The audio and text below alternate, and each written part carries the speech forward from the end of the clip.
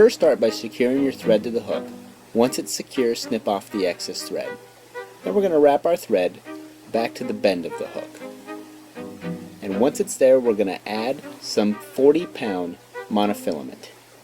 Secure that in to about half the length of the shank so that we know it's going to grip in there really nice and tight.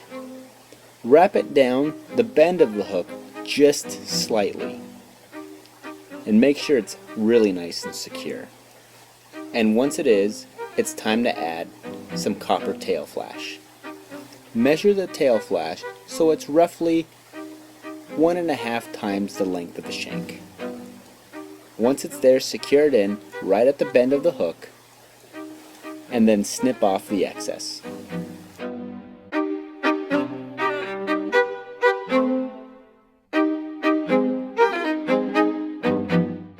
And now it's time to add the zonker strip.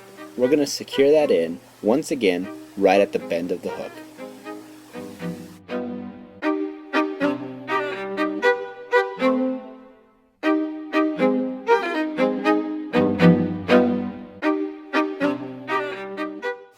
And once it's nice and secure, make a hole in the rabbit strip itself about 1 inch from the bend of the hook so that you can put that 40-pound monofilament through it.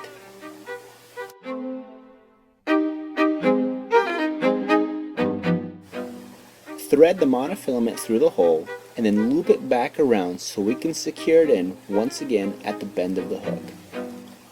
By adding this step, we're going to ensure that when fishing this particular fly with this rabbit strip sticking off the back, that it's not going to foul up on us.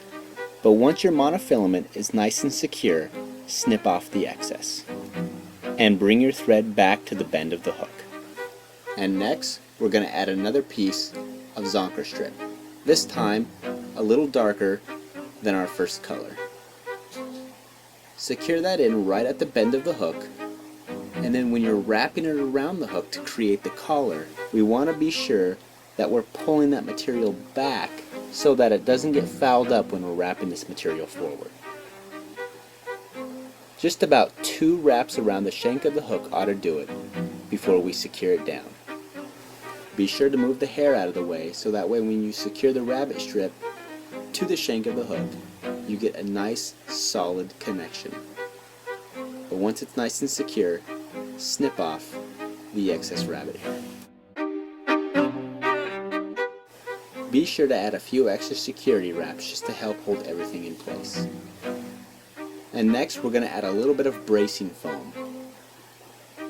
The width of this particular piece of foam is going to vary on the size of fly you're going to tie. But what we're going to do is we're going to secure it down so that it faces back and then pull it forward and then re-secure it down again, creating a nice brace for the face of the fly. The face is also going to be made out of foam. Now take a look on how we cut this piece of foam. It started off as a large half circle, but then we cut it to look more like a mushroom shape. We're going to take that piece and lay it flat on top of the shank of the hook, right up against that brace, and then secure in the stem of the mushroom, if you will. Make sure that's nice and secure with a lot of extra security wraps.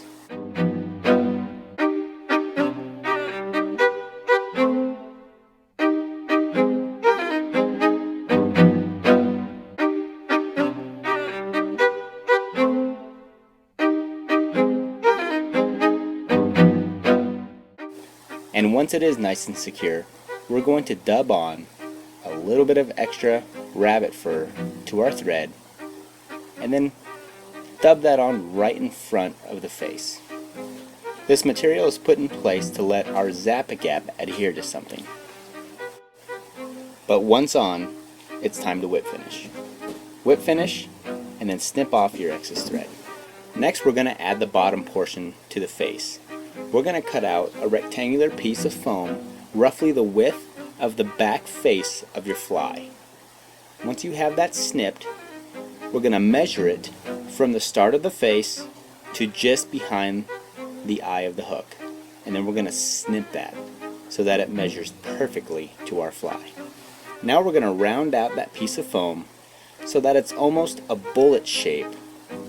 And then we're going to glue that underneath the shank of the hook.